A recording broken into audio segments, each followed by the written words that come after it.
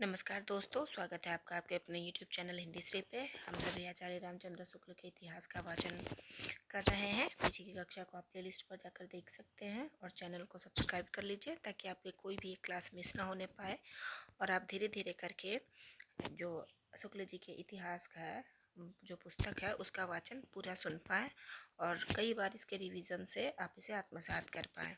और ध्यान रखिएगा दोस्तों, इसके लिए आपको कहीं भी कोई रुपए खर्च करने की आवश्यकता नहीं है। आपको इसी चैनल पे धीरे धीरे करके सारी पुस्तक का वाचन करा दिया जाएगा। इसके पहले आप रामस्वरूप चतुर्वेदी जी का पुस्तक हिंदी साहित्य और संवेदना के विकास का वाचन का भी वाचन करा दिया गया है, जिसे आप प्ले लिस्ट पर जाकर देख सकते हैं। तो चलिए आज हम भक्ति काल को खत्म कर देंगे, जो है 11वें नंबर कवि बलभद्र मिश्र से हमें वाचन करना था। बलभद्र मिश्र ये ओरछा के स्नाढ़ ब्राह्मण पंडित काशीनाथ के पुत्र और कवि केशव दास के बड़े भाई थे। इनका जन्म काल संवत 1600 के लगभग माना जा सकता है। इनका नक्सिक श्रृंगार की एक प्रसिद्ध ग्रंथ है। इनका नक्सिक क्या है? श्रृंगार का एक प्रसिद्ध ग्रंथ है, जिसमें इन्होंने नायिका के अंगों का वर्णन, उपमा, उत्प्रेक्षा और संदेह आदि अलंकारों की प्रचुर विधान द्वारा किया है। यहाँ देखिए, संदेह नाम का अलंकार भी जो है वो बलभद्र मिश्र ने इस्तेमाल किया है।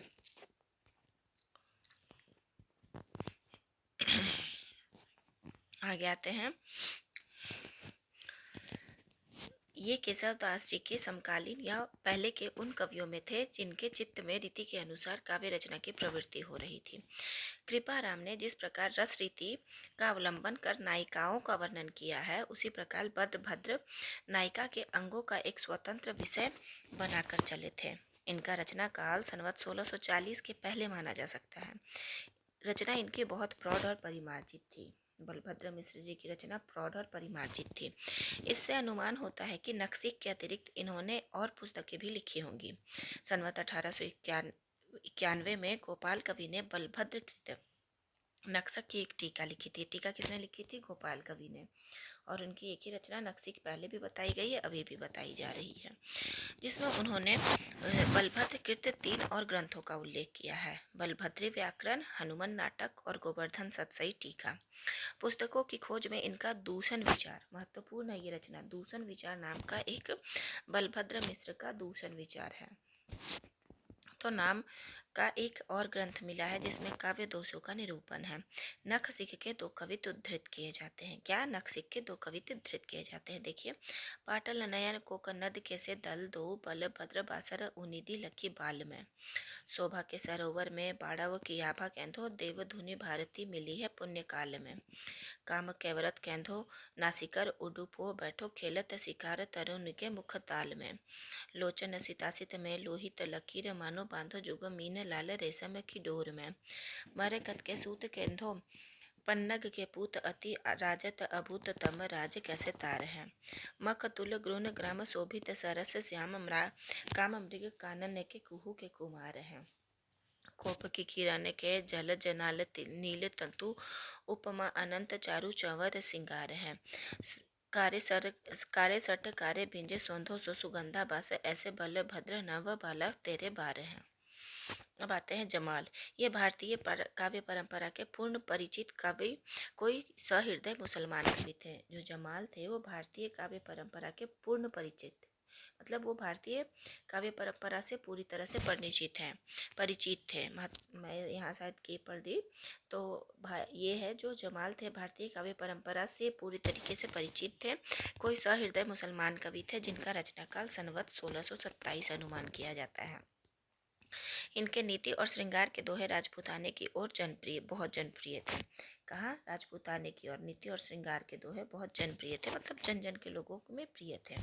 भावों की व्यंजना जो है बहुत ही मार्मिक पर सीधे सादे ढंग पर की गई है।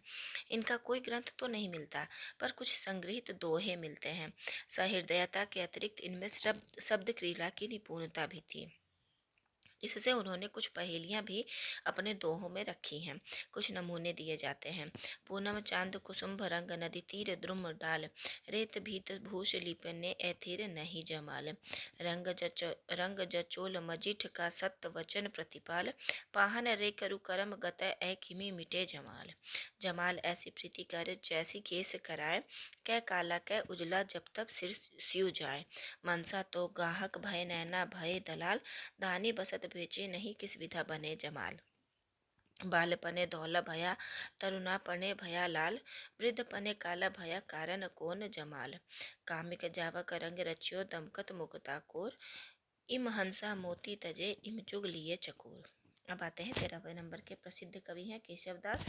ये सनाट्य ब्राह्मण कृष्णदत्ता के पुत्र और काशीनाथ के पुत्र थे। तो इनके दादाजी का नाम कृष्णदत्त था और इनके जो इनके और ये जो काशीनाथ इनके पिता का नाम था। दादाजी का नाम कृष्णदत्ता था और जो पिता है वो काशीनाथ के थे। काशीनाथ के पुत्र थे केशवदास। इनका जन्म संवत 1612 में और मृत्यु 1674 के आसपास हुई है। ओरछा नरेश महाराजा राम सिंह के भाई इंद्रजीत सिंह की सभा में ये रहते थे। जहाँ इनका बहुत मान था। इनके घराने में बराबर संस्कृत के अच्छे पंडित होते आए थे। इनके बड़े भाई बलभद्र मिश्र भाषा के अच्छे कवि थे। इस प्रकार की परिस्थिति में रहकर ये अपने समय के प्रधान साहित्य शास्त्रज्ञ कवि माने गए थे। इनके आविर्भाव काल से कुछ पहले ही रस अलंकार आदि काव्यांगों के निरूपण की ओर कुछ कवियों का ध्यान जा चुका था। यह स्वाभाविक भी था क्योंकि हिंदी काव्य रचना प्रचुर मात्रा में हो चुकी थी। बोलिए, ये तो स्वाभाविक सी बात था कि इनके आने से पहले ही कुछ लोग रस अलंकार और काव्यांगों पर निरूपण कर चुके थे, जैसा हम लोग पहले पढ़ के आए हैं। तो ये स्वाभाविक है क्योंकि हिंदी में बहुत मात्रा में रचनाएं भरी पड़ी थी, तो अब कुछ नया होना चाहिए था। तो लक्ष्य ग्रंथों के उपरांत ही लक्षण ग्रंथों का निर्माण होता है। केशवदास जी संस्कृत के पंडित थे, अतः शास्त्रीय पद्धति से साहित्य चर्चा का प्रचार भाषा में पूर्ण रूप से करने की इच्छा इनके लिए स्वाभाविक थी। केशवदास के पहले संवत 1598 में कृपाराम थोड़ा रस निरूपण कर चुके थे। कौन किया था? कृपाराम। इसी समय में चरखारी के मोहनलाल मिश्र ने, किसने? मोहनलाल मिश्र ने श्रृंगार सागर, तो मोहन जी याद रखिएगा, श्रृंगार के सागर में डुबकी लगाते हैं, नामक एक ग्रंथ श्रृंगार रस संबंधी लिखा है। नरहरि कवि के साथ अकबरी दरबार में, माफी चाहती हूँ, अकबरी दरबार में जाने वाले करनेज कवि ने कर्णाभरण, श्रुति भूषण और भूभूषण, महत्वपूर्ण और एग्जाम में क्वेश्चन बन चुका है। तो करनेज कवि का है कर्णाभरण, श्रुतिभूषण और भूभूषण नामक 3 ग्रंथ अलंकार संबंधी लिखे थे, पर अब तक किसी कवि ने संस्कृत साहित्य शास्त्र में निरूपित काव्यांगों का पूरा परिचय नहीं कराया था। यह काम केशवदास जी ने किया। ये देखिए, अब यहाँ पे चीज़ों को समझिए कि जो है ना, साहित्य शास्त्र में निरूपित काव्यांगों का पूरा परिचय नहीं किया था। वो लोग क्या किए थे? अलंकार संबंधी ग्रंथ लिखे थे, रस संबंधी ग्रंथ लिखे थे, लेकिन संस्कृत साहित्य शास्त्र का जो पूरा काव्यांग है उसका निरूपण कोई नहीं किया था। तो ये काम पहले केशवदास जी ने किया था। ये काव्य में अलंकार का स्थान प्रधान समझने वाले चमत्कारवादी कवि थे, जैसा कि इन्होंने स्वयं कहा है। यद्यपि सुजाति सुलक्षणी सुबरन सरस सुभित भूषण बिनु न विराजई कविता बनिता मित्र। तो ये कहने की भी आवश्यकता नहीं कि ये महत्वपूर्ण पंक्तियां हैं। जो थोड़ा बहुत भी पढ़ाई किए होंगे उनको ये पंक्ति सुनने में आ गई होगी और उन्हें पता होगा कि ये पंक्ति बहुत महत्वपूर्ण है। अपने इसी मनोवृत्ति के अनुसार उन्होंने भामह, उद्भट और दंडी आदि प्राचीन आचार्यों का अनुसरण किया है, जो रस, रीति आदि सब कुछ अलंकार के अंतर्गत ही लेते थे। साहित्य शास्त्र को अधिक व्यवस्थित और समुन्नत रूप में लाने वाले मम्मट, आनंदवर्धनाचार्य और विश्वनाथ का नहीं, अलंकार के सामान्य और विशेष 2 भेद करके इन्होंने उसके अंतर्गत वर्णन की प्रणाली ही नहीं, वर्णन के विषय भी ले लिए हैं। देख लीजिए, अलंकार के सामान्य क्या कह रहा है? अलंकार के सामान्य और विशेष 2 भेद हुए हैं, 2 भेद करके, एक जनरल और एक स्पेशल। तो सामान्य और विशेष 2 भेद करके इन्होंने उसके अंतर्गत वर्णन की प्रणाली ही नहीं, वर्णन के विषय भी ले लिए हैं। अलंकार जो है अलंकार शब्द का प्रयोग इन्होंने व्यापक अर्थ में किया है। वास्तविक अलंकार इनके विशेष अलंकार ही हैं। अलंकारों के लक्षण इन्होंने दंडी के काव्यादर्श से, महत्वपूर्ण है, अलंकारों के लक्षण इन्होंने दंडी के काव्यादर्श से और बहुत सी बातें अमर रचित्र काव्य कल्पलता वृत्ति जो अमर की है, काव्य कल्पलता वृत्ति जो है वो अमर की है और केशव मिश्र की काव्य अलंकार शेखर से ली है। पर केशव के 50 या 60 वर्ष पीछे हिंदी में लक्षण ग्रंथों की जो परंपरा चली वह केशव के मार्ग पर नहीं चली। काव्य के स्वरूप के संबंध में तो वह रस की प्रधानता मानने वाले काव्य प्रकाश और साहित्य दर्पण के पक्ष पर रही और अलंकारों के निरूपण में उसने अधिकतर चंद्रालोक और कुवलयानंद का ही अनुसरण किया है। इसी से केशव के अलंकार लक्षण हिंदी में प्रचलित अलंकार लक्षणों से नहीं मिलते। केशव ने अलंकारों पर कवि प्रिया और रस पर रसिक प्रिया लिखा है। क्या हुआ? अलंकारों पर कवि प्रिया और रस पर रसिक प्रिया लिखा है। इन ग्रंथों में केशव का अपना विवेचन कहीं नहीं दिखाई पड़ता। सारी सामग्री कई संस्कृत ग्रंथों से ली हुई मिलती है। नामों में अवश्य कहीं कहीं थोड़ा हेरफेर मिलता है, जिससे गड़बड़ी के सिवा और कुछ नहीं हुआ है। उपमा के जो दो भेद केशव ने रखे हैं, मतलब 22 भेद, दो भेद मैं कह दे रही हूँ, उपमा के 22 भेद केशव ने कहा है। उनमें से 15 तो ज्यों के त्यों दंडी के हैं। महत्वपूर्ण है, 22 में से 15 तो उन्होंने ज्यों के त्यों दंडी का ले लिया है, 5 केवल नाम भर बदल दिए गए हैं। शेष रहे 2 भेद, संकीर्णोपमा और विपरीतोपमा। इनमें विपरीतोपमा को तो उपमा कहना ही व्यर्थ है। इसी प्रकार आक्षेप के जो 9 भेद केशव ने रखे हैं, उनमें से 4 तो ज्यों के त्यों दंडी के हैं। 5वां जो है मरणाक्षेप दंडी का मूर्छाक्षेप ही है। कवि प्रिया के प्रेमालंकार दंडी के विश्वनाथ के नहीं, प्रेयस के ही नामांतर है। उत्तर अलंकार के चारों भेद वास्तव में पहेलियां हैं। कुछ भेदों को दंडी से लेकर भी केशव ने उनका और ही अर्थ समझा है। मतलब देखिए, दंडी से उन्होंने कुछ भेद ले लिए हैं और उसका अर्थ कुछ और होना चाहिए और उन्होंने कुछ और ही समझा है। केशव के रचे 7 ग्रंथ मिलते हैं। महत्वपूर्ण है 7 ग्रंथ। कवि प्रिया, रसिक प्रिया, रामचंद्रिका, वीर सिंह देव चरित्र, विज्ञान गीता, रत्न बावनी और जहांगीर जस चंद्रिका। केशव को कवि हृदय नहीं मिला था। उनमें वह सहृदयता और भावुकता न थी जो एक कवि में होनी चाहिए। वे संस्कृत साहित्य से सामग्री लेकर अपने पांडित्य और रचना कौशल की धाक जमाना चाहते थे, पर इस कार्य में सफलता प्राप्त करने के लिए भाषा पर जैसा अधिकार चाहिए वैसा उन्हें प्राप्त न था। अपनी रचनाओं में उन्होंने संस्कृत कवियों की उक्तियां लेकर भरी हैं, पर उन उक्तियों को स्पष्ट रूप से व्यक्त करने में उनकी भाषा बहुत कम समर्थ हुई है। पदों और वाक्यों की न्यूनता, अशक्त और फालतू शब्दों के प्रयोग और संबंध के अभाव आदि के कारण भी अप्रांजल और उबड़ खाबड़ हो गई है और तात्पर्य भी स्पष्ट रूप से व्यक्त नहीं हो सका है। केशव की कविता जो कठिन कही जाती है, उसका प्रधान कारण उनकी यह त्रुटि है। उनकी मौलिक भावनाओं की गंभीरता या जटिलता नहीं है।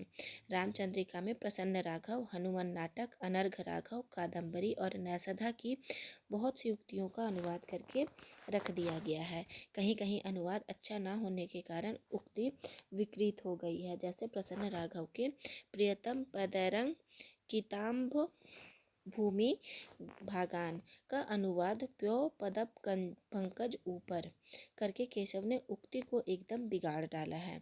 हाँ, जिन उक्तियों में जटिलता नहीं है, समाज शैली का आश्रय नहीं लिया गया है, उनके अनुवाद में कहीं कहीं बहुत अच्छी सफलता प्राप्त हुई है। कहाँ? जहाँ जटिलता नहीं है और समाज शैली का आश्रय नहीं लिया गया है, वो तो उनके अनुवाद में कहीं कहीं बहुत अच्छी सफलता प्राप्त हुई है केशव दास जी को। जैसे भरत के प्रश्न और कैकेयी के उत्तर में, मातु कहाँ निर्बतात गए सुरलोक कहीं क्यों सुत शोक लय, जो कि हनुमान नाटक का एक श्लोक का अनुवाद है।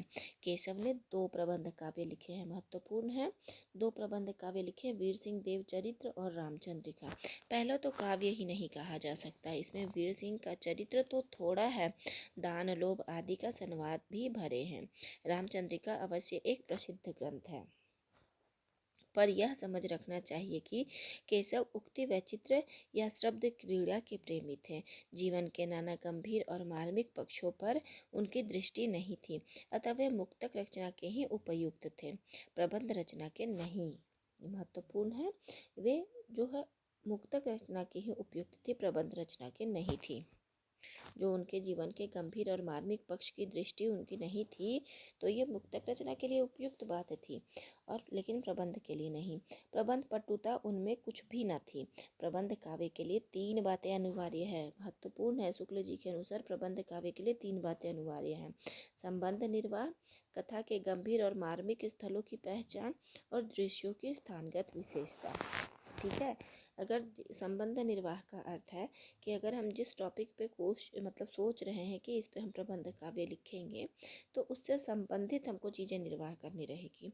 अब हम राम जी का बालकाल लिख रहे हैं, तो हम अयोध्या का ही वर्णन करेंगे, ना कि किष्किंधा कांड का, किष्किंधा के वन का, ये का। तो चीज़ों को संबंध का निर्वाह होना चाहिए, और कथा के गंभीर और मार्मिक स्थलों की पहचान होनी चाहिए। अब ऐसा नहीं है कि हम ऐसे शब्दों का प्रयोग करें जो हास्य शब्द लग रहे हैं, और कथा हमारा रम का वनगमन होना चाहिए। तो ये चीज़ें नहीं होनी चाहिए प्रबंध काव्य लिखने में। और उसके बाद है दृश्यों की स्थानगत विशेषता। तो स्थान के हिसाब से दृश्य आपको रखने होंगे। अब सीता जी राम जी वन जा रहे हैं, आप उन्हें राजसी वेशभूषा नहीं पहना सकते हैं, तो ऐसी स्थानगत विशेषता आपको याद रखनी होगी। अब संबंध निर्वाह की क्षमता केशव में न थी। उनकी रामचंद्रिका अलग अलग लिखे हुए वर्णनों का संग्रह सी जान पड़ती है। कथा का चलता प्रवाह न रख सकने के कारण ही उन्हें बोलने वाले पात्रों के नाम नाटकों के अनुकरण पर पद्यों से अलग सूचित करने पड़े हैं। दूसरी बात भी केशव में कम पाई जाती है। रामायण की कथा का केशव के हृदय पर कोई विशेष प्रभाव रहा हो, यह बात नहीं पाई जाती। उन्हें एक बड़ा प्रबंध काव्य भी लिखने की इच्छा हुई है, और उन्होंने उसके लिए राम की कथा ले ली है। उस कथा के भीतर जो मार्मिक स्थल है, उनकी ओर केशव का ध्यान बहुत कम गया है। मार्मिक स्थलों की ओर केशव का ध्यान बहुत कम गया है। वे ऐसे स्थलों को या तो छोड़ गए हैं, या यूं ही इतिवृत्त मात कहकर चलता कर दिया है। राम आदि को वन की ओर जाते देख मार्ग में पड़ने वाले लोगों से कुछ कहलाया भी तो यह कि कीधो मुनि सापहत, कीधो ब्रह्म दोषरत, कीधो केहू ठग हो। ऐसे अलौकिक सौंदर्य और सौम्य आकृति सामने पाकर सहानुभूतिपूर्ण शुद्ध सात्विक भावों का उदय होता है। इसका अनुभव शायद एक दूसरे को संदेह की दृष्टि से देखने वाले नीति कुशल दरबारियों के बीच रहकर केशव के लिए कठिन था। दृश्यों की स्थानगत विशेषता स्ववंश और है बशवनत। केशव की रचनाओं में ढूंढना तो व्यर्थ ही है। देखिए, स्थानगत विशेषता है ही नहीं। जो 3 चीज़ें प्रबंध के लिए थी, उसमें जो दूसरी थी स्थानगत विशेषता, वो चीज़ केशव में है ही नहीं। पहली बात तो यह कि केशव के लिए प्राकृतिक दृश्यों में कोई आकर्षण नहीं था। वे उनकी देशगत विशेषताओं का निरीक्षण करने क्यों जाते। दूसरी बात यह है कि केशव के बहुत पहले से ही इसकी परंपरा इस प्रकार से उठ चुकी थी। कालिदास के दृश्य वर्णनों में देशगत विशेषताओं का जो रंग पाया जाता है, वह भवभूति तक तो कुछ रहा, उसके पीछे नहीं। फिर तो वर्णन रूढ़ हो गए। चारों ओर फैली हुई प्रकृति के नाना रूपों के साथ केशव के हृदय का सामंजस्य कुछ भी न था। अपने इस मनोवृत्ति का आभास उन्होंने यह कहकर कि देखो मुख भावे अन देखई कमल चंद, ताते मुख मुखे सखी कमल और न चंदरी, साफ दे दिया है। ऐसे व्यक्ति से प्राकृत दृश्यों के सच्चे वर्णन की भला क्या आशा की जा सकती है। पंचवटी और प्रवर्षण गिरी ऐसे रमणीय स्थलों में शब्द साम्य के आधार पर श्लेष के एक भद्दे खिलवाड़ के अतिरिक्त और कुछ न मिलेगा। केवल शब्द साम्य के सहारे जो उपमान लाए गए हैं, किसी रमणीय दृश्य से उत्पन्न सौंदर्य की अनुभूति के सर्वथा विरुद्ध या बेमेल है। जैसे प्रलय काल, पांडव, सुग्रीव, शेषनाग, सादृश्य या साधर्म्य की दृष्टि से दृश्य वर्णन में जो उपमाएं, उत्प्रेक्षाएं आदि लाई गई हैं, वे भी सौंदर्य की भावना में वृद्धि करने के स्थान पर कुतूहल मात्र उत्पन्न करती है। जैसे श्वेत कमल के छत्तों पर बैठे हुए भौरे पर यह उक्ति, केशव केशव राय मनो कमलासन के सिर ऊपरे सो हैं, पर कहीं कहीं रमणीय और उपयुक्त उपमान भी मिलते हैं। जैसे जनकपुर में सूर्योदय के वर्णन में, जिसमें कपालिक काल को छोड़कर सब उपमान रमणीय हैं। सारांश यह है कि प्रबंध काव्य रचना के योग्य ना तो केशव की अनुभूति ही थी और ना शक्ति, ना अनुभव ही था उनके पास और ना शक्ति थी। परंपरा से चले आते हुए कुछ नियत विषयों जैसे युद्ध, जैसे युद्ध, सेना की तैयारी, उपवन, राज दरबार के ठाट बाट और श्रृंगार और वीर रस फुटकल वर्णन ही अलंकारों की भरमार के साथ वे करना चाहते थे। इसी से बहुत से वर्णन यों ही बिना अवसर के विचार किए वे भरते गए हैं। वे वर्णन के लिए करते थे, ना कि प्रसंग या अवसर की अपेक्षा से। अगर वो वर्णन करने लगे तो वर्णन के लिए ही वो करते थे, ना कि प्रसंग और अवसर की अपेक्षा से। अवसर पाकर नहीं करते थे, जब मन तब हुआ वो वर्णन डाल दिए। कहीं कहीं तो उन्होंने उचित अनुचित की भी परवाह नहीं की है। जैसे भरत की चित्रकूट यात्रा के प्रसंग में सेना की तैयारी और तड़क भड़क का वर्णन है। अनेक प्रकार के रूखे सूखे उपदेश भी बीच बीच में रखना वे नहीं भूलते हैं। दान, महिमा, लोभ, निंदा के लिए तो वे प्रायः जगह निकाल लिया करते थे। उपदेशों का समावेश तो एक जगह तो पात्र का बिना विचार किए अत्यंत अनुचित और भद्दे रूप में किया गया है। जैसे वन जाते समय राम का अपनी माता कौशल्या को पातिव्रत का उपदेश देना। देखिए, जब राम वन जा रहे थे तो वो उनको मतलब समझा रही थी कौशल्या माता कि वो पति धर्म कैसे निभाएंगी। रामचंद्रिका के लंबे चौड़े वर्णनों को देखने से स्पष्ट लक्षित होता है कि केशव की दृष्टि जीवन के गंभीर और मार्मिक पक्ष पर ना थी।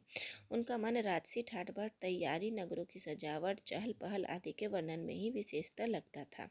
केशव की रचना को सबसे अधिक विकृत और अरुचिकर करने वाली वस्तु है अलंकारिक चमत्कार की प्रवृत्ति। देख लीजिए शुक्ल जी का कथन कि केशव की रचना को सबसे अधिक विकृत और अरुचिकर करने वाली वस्तु है अलंकारिक चमत्कार की प्रवृत्ति, जिसके कारण ना तो भावों की प्रकृत व्यंजना के लिए जगह बचती है, न सच्चे हृदयग्राही वस्तु वर्णन के लिए।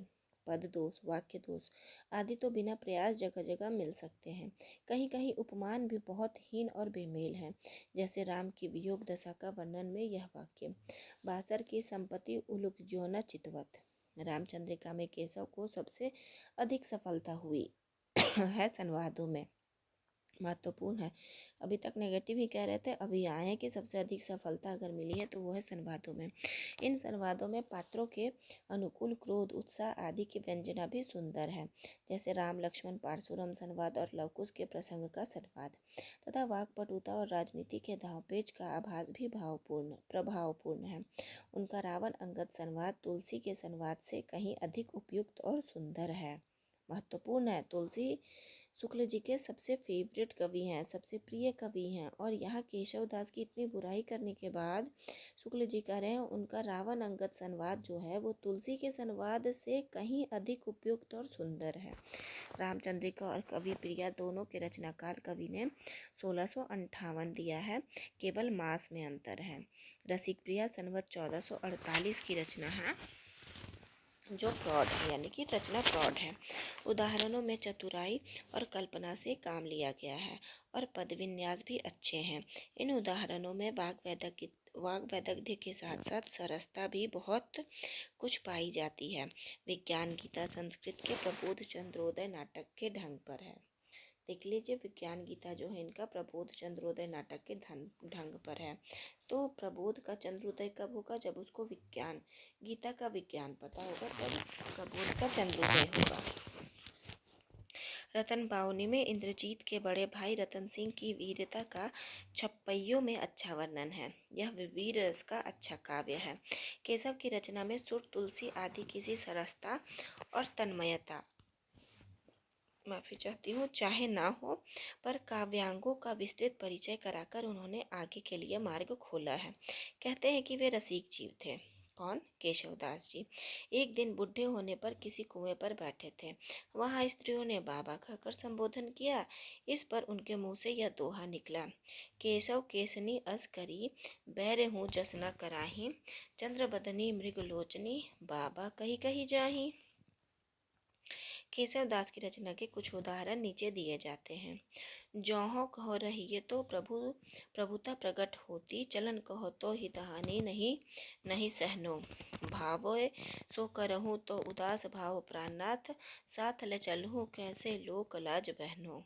केशव दास की सो तुम सुनहो छबीले लाल, चले ही बनत जो पे नाही राज रहनो, जैसिए सिखायो सीख तुम ही, सुजान प्रिय तुम ही, चलत मुहि जैसे कछु कहनो। चंचल न हुजे नाथ अंचल न खेचो हाथ, सोवे ने केसरी काऊ सुख तो सेवायो जू। मंद करो दीप दुति चंद्र मुख देखी यत दारी के दुराए आऊं द्वार तो दिखायो जू।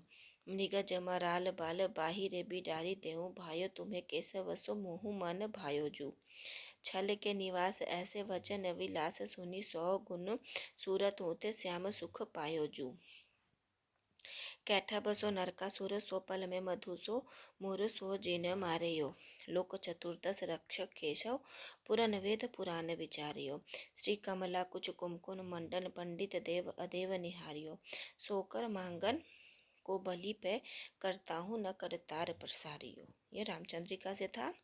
अब देखिए अरुण गात अति प्रत पद्मिनी प्राणनाथ भय मानहु केशवदास कोक नद कोक प्रेममय। परिपूरन सिंदूरपुर कैंधो मंगल घट किंधो सक्र की छत्रा मढ़यो मानिक मयूख पट। कै सैनित कलित कपाल यह कील कपालिक काल को यह ललित ललाल कैंधो लसत दिग भामिनी के भाल को। विधि के समान है विमानीकृत राज हंस विविधा विविधो विविधायुत मेरु सो अचल है। दीपति दीपति अति सातो दीप देखी यत दूसरो दिलीप सो सुदक्षिण को बल है। सागर उजागर सो बहु बाहिनी गोपति छन दान प्रिय कंधो सूरज अमल है। सब विधि समरथ राजा राजा दशरथ भागीरथ पथगामी गंगा कैसो जल है। मूल नहीं की जहाँ अधोगति केशव गाई ये होम हुतासन धूम नगर एके महली नाइये।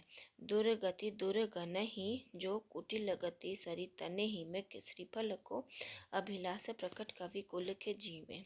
कुंतल ललित नील भ्रिकुटी धानुष नैन कुमुद कटाक्ष बन सबल सदाई है। सुग्रीव सहित तारा अंग दादी भूषण न मध्य देश केसरीजु सुजग गति भाई है। विग्रहानुकूल सब लच लच रिच बल रिच राजा मुख्य मुख केशव दास गाई है। रामचंद्र जू की चमु राज श्री विभीषण की रावण की मिचु उधर कुचु चली आई है। पढ़ो विरंची मौन वेद जीव सोर छड़ी दे रे कुबेरे बेरे के कहीं न जच भीर मंडी रे। दिनेश जाई दूरी बैठू नार दादी संग ही न बोलू चंद मंद बुद्धि इंद्र की सभा ही नहीं। आगे है होल राय कवि। ये ब्रह्मभट्ट अकबर के समय में हरिवंश राय के आश्रित थे और कभी कभी शाही दरबार में जाया करते थे। किसके थे? ब्रह्मभट्ट अकबर के समय में हरिवंश राय के आश्रित थे। इन्होंने अकबर के से कुछ जमीन पाई थी जिसमें होलपुर गांव बसाया था। कहते हैं गोस्वामी जी तुलसीदास जी ने इन्हें अपना लोटा दिया था जिस पर इन्होंने कहा था लोटा तुलसीदास को लाख टका को मोल। तब तुलसीदास जी ने चट से उत्तर दिया था मोल तोल कछु है नहीं लेहू राय कवि होल। रचना इनकी बहुत पुष्ट होती थी पर जान पड़ता है कि ये केवल राजाओं और रईसों की विरुद्धावली वर्णन किया करते थे जिसमें जनता के लिए कोई विशेष आकर्षण नहीं था। इनकी रचना जो है सुरक्षित रहती है। अकबर बादशाह की प्रशंसा में इन्होंने यह कवित्त लिखा है। दिल्ली तेना तख्त हवै है बख्त न मुगल कैसो हवहे न नागर बढ़ी आगर नगर ते। गंग तेना गुनी तान सेन तेना तान बाज मान तेना राजा और ना दाता बीर बरते। खान खाना खाना तेना नर हरि तेना हवह न दीवान केहू बेडर डूडर थे। नवो खंड सात दीप सात हूँ समुद्र पार हवह न जलालुद्दीन शाह अकबर थे। अब आते हैं रहीम अब्दुल रहीम खान खाना। ये अकबर बादशाह के अभिभावक प्रसिद्ध मोगल सरदार बैरम खां खान खाना के पुत्र थे। इनका जन्म संवत 1610 में हुआ था और ये संस्कृत अरबी फारसी के पूर्ण विद्वान थे। कौन कौन? संस्कृत अरबी फारसी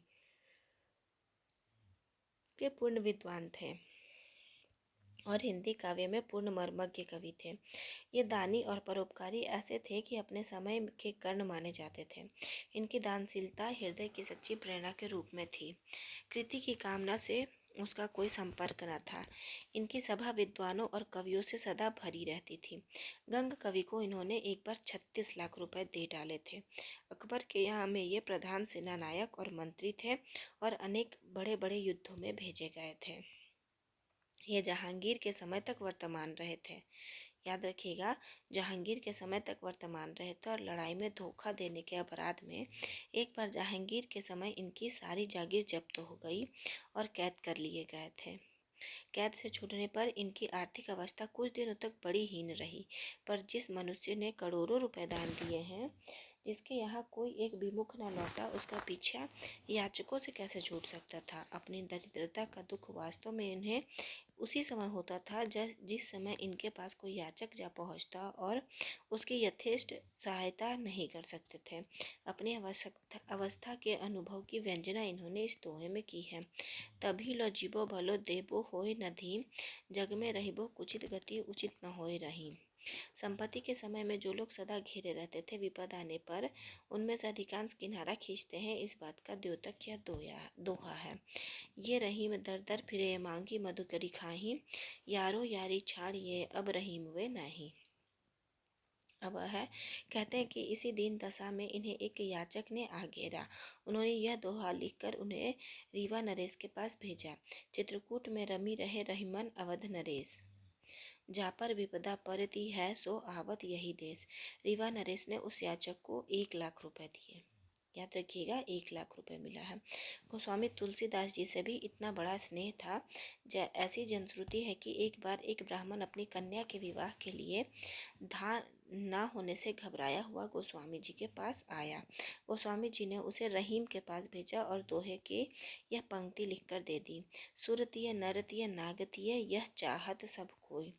रहीम ने उस ब्राह्मण को बहुत सा द्रव्य देकर विदा किया और दोहे की दूसरी पंक्ति इस प्रकार पूरी करके दी। गोद लिए हुलसी फिरे तुलसी सो सुत होए। आगे है, रहीम ने बड़ी बड़ी चढ़ाइयाँ की थी। मुगल और साम्राज्य के लिए ना जाने कितने प्रदेश जीते थे। इन्हें जागीर में बहुत बड़े बड़े सूबे और गढ़ मिले थे। संसार में इन्हें बड़ा गहरा अनुभव था। ऐसे अनुभवों के मार्मिक पक्ष को ग्रहण करने की भावुकता इनमें अद्वितीय थी। अपने उदार और ऊंचे हृदय को संसार से वास्तविक व्यवहारों के बीच रखकर जो संवेदना इन्होंने प्राप्त की है, उसी की व्यंजना अपने दोहे में की है। तुलसी के वचनों के समान रहीम के वचन भी हिंदी भाषी भूभाग में सर्वसाधारण के मुंह पर रहते हैं। इसका कारण है जीवन की सच्ची परिस्थितियों का मार्मिक अनुभव। रहीम के दोहे वृंद और गिरधर के पद्यों के समान कोरी नीति का पद्य नहीं है। महत्वपूर्ण है, रहीम के दोहे जो हैं वो वृंद और गिरधर के पद्यों के समान कोरी नीति के सिर्फ दोहे नहीं है, कोरी नीति के पद्य नहीं है। उनमें मार्मिकता है। उनके भीतर से एक अच्छा सच्चा हृदय झांक रहा है।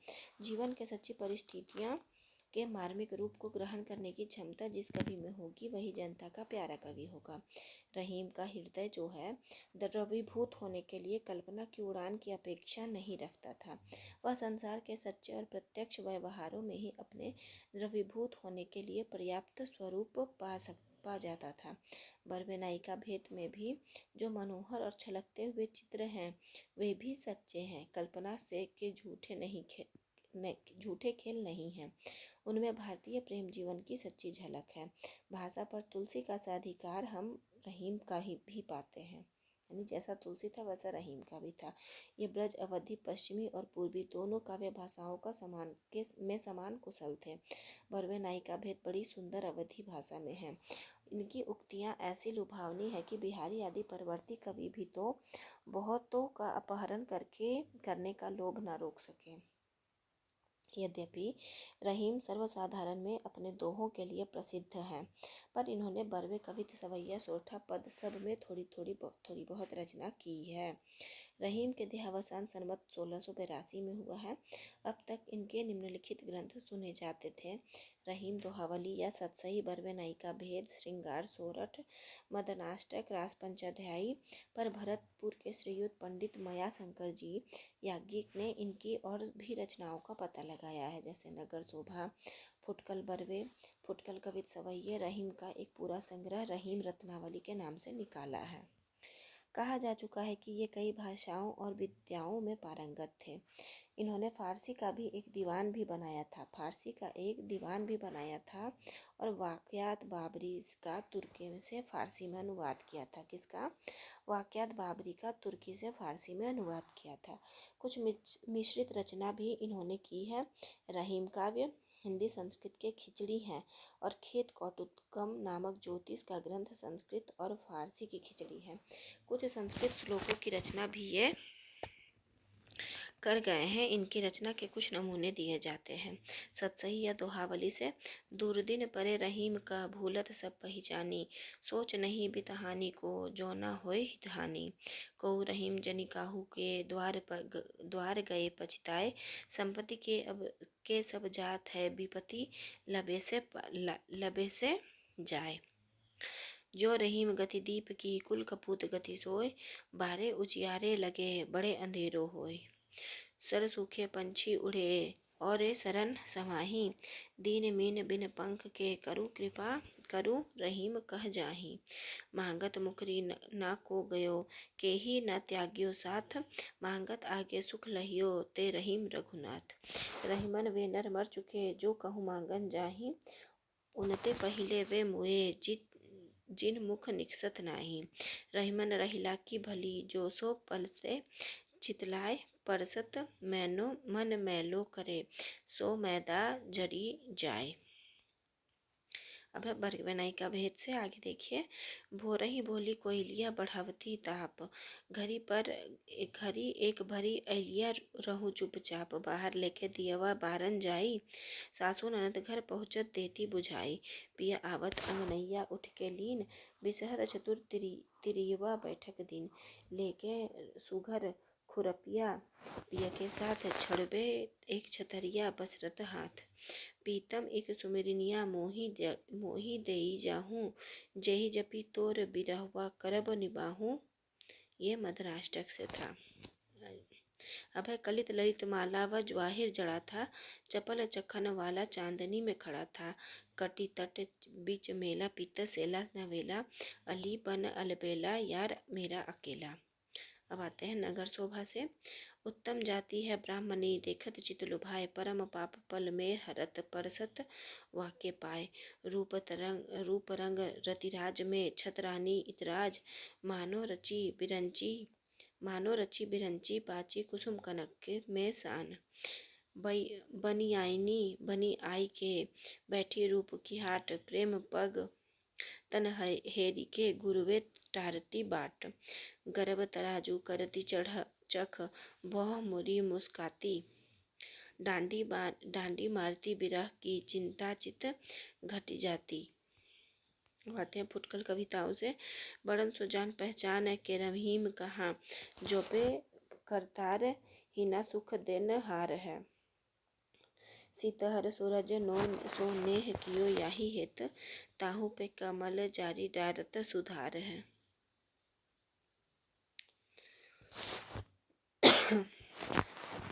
अब देखिए, डारत तुषार है। चिर निधि मह धासियो, शंकर के शीस बसियो तऊ न कलंक लसियो शशि में सदार है। बड़ो रिझवारी या चकोर दरबार है, पै कला निधि यार तऊ चाखत अंगार है। जाति होती सखी गोहन में मनमोहन को लखी ही ललचानो, नागरी नारी नई ब्रज का उनहु नंदलाल को रिझिबो जानो। जाति भई फिर के चितई तब भाव रहीम यह उर आनो, ज्यों कमनेत दमाकन के फिरती सो मारी ले जात निशानो। कमल दल नैनन के उन्मानी बिसरती नाही सकी, तो मन में ते मंद मंद मुस्कानी। वसुधा की बस करी मधुरता, सुधा पगी बतरानी, मढ़ी रहे चित उर विशाल की मुकुट माल ठहरानी। नित्य समय पीताम्बर हूँ की फर फर फरानी, अनुदित श्री वृंदावन ब्रज ते आवन जानी। अब रहीम चित में न टरती है सकल श्याम की बानी।